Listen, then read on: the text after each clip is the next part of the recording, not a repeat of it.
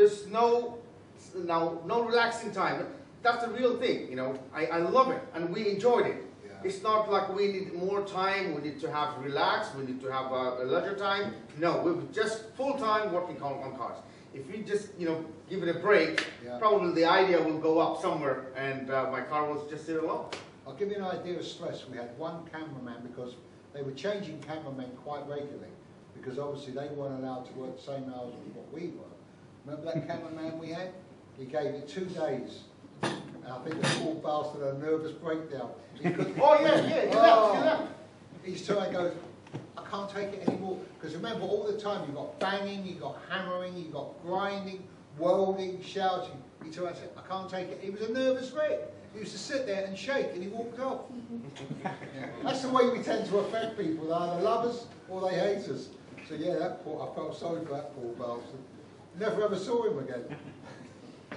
Then we had the sound man continually altering the sound. It's like his head was like crushing. The noise all the time, you cannot believe. You know, you hear someone panel beating for a few minutes is one thing. But when you've got grinding going on in the background, swearing, shouting, pulling things out, the noise was tremendous. But great fun. Kept us young-ish. Ja nyt voi totta kai sitä kysymyksiä, että aina kun saa suunvaron herroilta, niin I'd like to ask you, Leepu, how did you come to the skills you now have? How do you make a Ferrari out of a Lada? Where did you get that reason? Okay, the reason is like I heard there's a Bugatti Veyron downstairs, you know, it's there, right? Same thing when I was very teenage, just turning into a teenager, 13. Around 13, we were living in the Middle East, and all those oil wealthy people used to buy all these cars, like Ferraris and stuff. I went to the show for the first time and seen the Ferrari, Lamborghini, and that was the first time to at least witness those real cars in front of me and sit inside, make my dream just come true. That I want to drive one of these cars. I just want buy one of these, or I want to own one of these. And obviously, it's not possible. And I figured out, if I want to buy this $500,000 Ferrari, which has been customized for some shape and stuff like that, and said, it's not possible. And then, when I went back home, it took months and a year.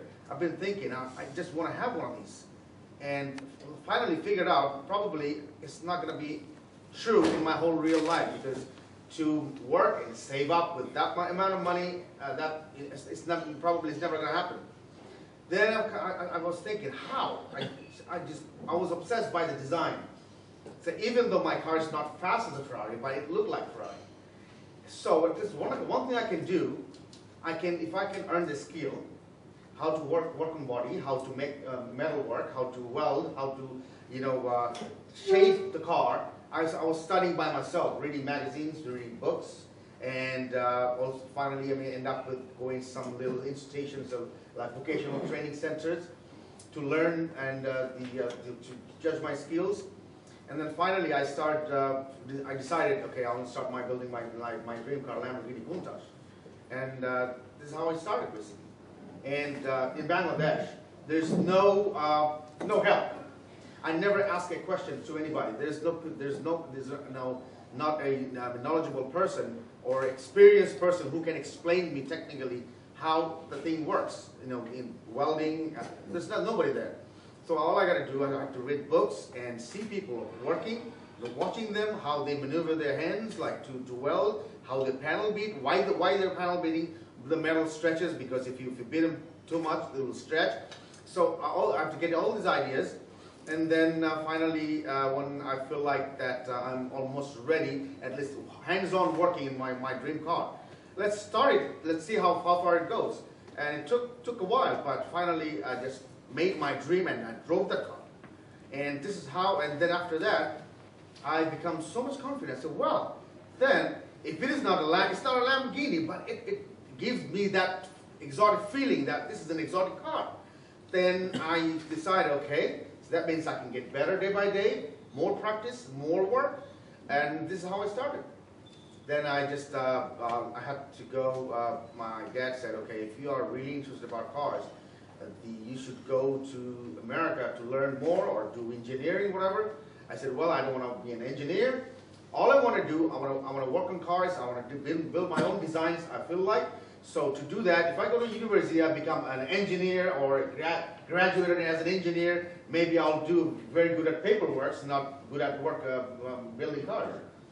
So basically, I attended a technical school, which is a vocational school, even with lots of intense body work, you know, welding. I also attended a mechanics school, but mechanic, you know, I learned, but it wasn't really important for me to mechanics because I can get the existing car with all mechanics done, and all I need to do new designs. Basically, I was focused on body more and more. So this is how, but after like 15 years, 17 years later, and I was building, you know, and I went back to Bangladesh after staying there, and then with all the experience went back because the time is very cheap over there, obviously. I don't have to think about at the end of the month the bills and stuff. Live over there and live in Dad's hotel, which is live in my parents' house. No money to pay, no bills to pay. Just take advantage of the situation. Put myself into cars. Just spend as much time as needed to build cars. More practice. I built limo. I made a copy of a Ferrari. I built a Lamborghini copy of it, which were really good. The finishing. By looking at it, it's not a Ferrari. I never copied anything. I just saw the car and poster, and I just built it. And it's not a copy of the car. It looks like individually, if you see the car, oh, that's a Ferrari. But if you put it together, side by side, it's two different cars. But by looking at it, I never wanted to copy 100%, or just from a blueprint to you know, produce another same thing. By looking at eyes, I was just building the things. My focus was exotic cars, nice designs like Pininfarina does, Eitel Design does, you know, Bartone does. I just wanted to build myself, and I want to be somebody like them. And that was my lifelong practice. And this is how once, you know, I was in the BBC News and different newspapers in the UK, all over the world. This is how Discovery found me and called me up. Basically he was from Raw. Basically, he was from Raw. Yeah. Raw Television. Yeah, yeah. Working under Bart, and he called me up one day. I just got a call, and I also got an offer from the royal family of Saudi Arabia. They said, "Well, you're welcome, and we'll give you whatever you want, money-wise. Come over here, take care of our cars because they spend a lot of money to those big car industries like Ferraris. Well, if they have in-house a designer." Well, they have cars laying around everywhere. Chop a Ferrari, make something different because they want to be highlighted always. And at the end, I said, okay, that'll be a great opportunity. Chop Lamborghinis, chop Ferraris over there. But at the end, they said, well, we want you to come here forever. I said, no, I can go for a year maybe. And they wanted to buy me off. I said, no, I'm not for sale. And then I kept, working on my cars in Bangladesh, and this is how the Raw Television, basically who produced these shows for Discovery Channel, called me up and said, "Would like to make a television show. The way you work, and I was at the time I was basically pretty much they used to call me copycat. Yeah. Then they said, okay, well, we'll give you this car and we'll turn you into a Ferrari or a Porsche or a Lamborghini. Then I decided, no, I don't want to be a copycat. My lifelong, devotion was not to copy cars.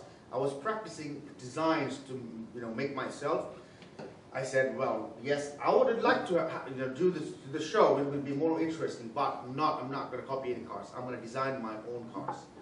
At the same time, I've done a first car, which is 100% done, designed, and the team went to Bangladesh.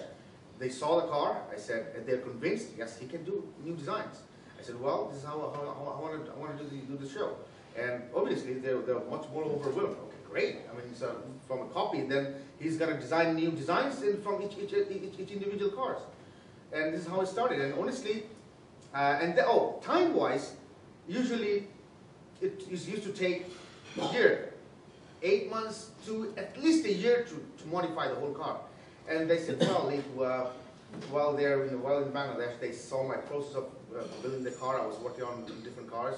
I had a little bit, small business because I have to leave earn my living as well. But I was in a commercial one.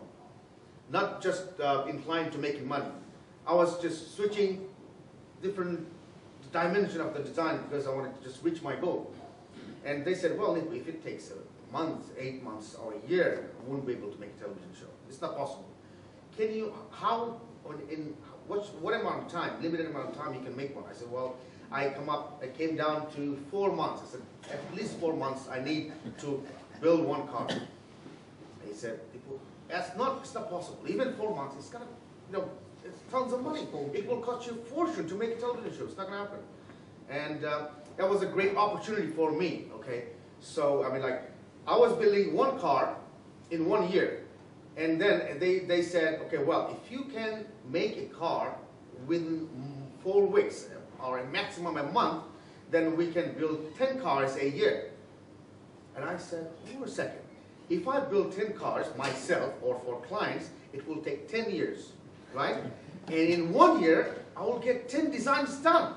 This is a lifetime opportunity because 10 years, that means I'll be an old man, yeah? So to get 10 designs done, so if I can get it done in 1 year, that means I'm ahead of time. Yeah. So I'll get more experience. I said, well, I don't care. I just want to take this challenge. And finally, I've done it. And I met him in the airport. I just picked, I went to the airport and they said, this is Bernie. He's here to help you mechanically. I said, great. Well, if somebody take care of the mechanics, I'm just myself alone, just doing the design work. And this is how we started. And it was literally, it was an impossible thing. My friends, my families, they said, you have done the biggest mistake in your life. You'll go straight down. You've been doing crazy things, in the past for 5, 10, 12, 15 years. Well, nobody really appreciated what I was doing. But now we have signed a contract with a company like Discovery Channel. You're going to build cars under a month, and your whole life is going to be ruined. You're doing better. You're doing good so far that you're building cars. People are appreciating. People are coming, ordering cars. In Bangladesh, they cannot import cars. Government then if there's less few people, then they can buy the Bugatti Veyron, but government will let them in. So there are rich kids used to come to me. Okay, build me this, build me that. I was doing bits and pieces, and pretty much I was famous in Bangladesh. Obviously, also the news was going outside; it was getting bigger. And my friends and family said, "You were doing good, but now the thing you have done is signed a contract with a big company. Your whole reputation will go straight down because you used to take 8 months to a year to build a car. We cannot build a car under a month." I said, well, that's the only way I'm open in my future is depending on this. This opportunity, if I let it go down, I might lose the whole opportunity to fulfill my dream as a designer. Because in limited time, I'll go far away. Instead of spending 50 years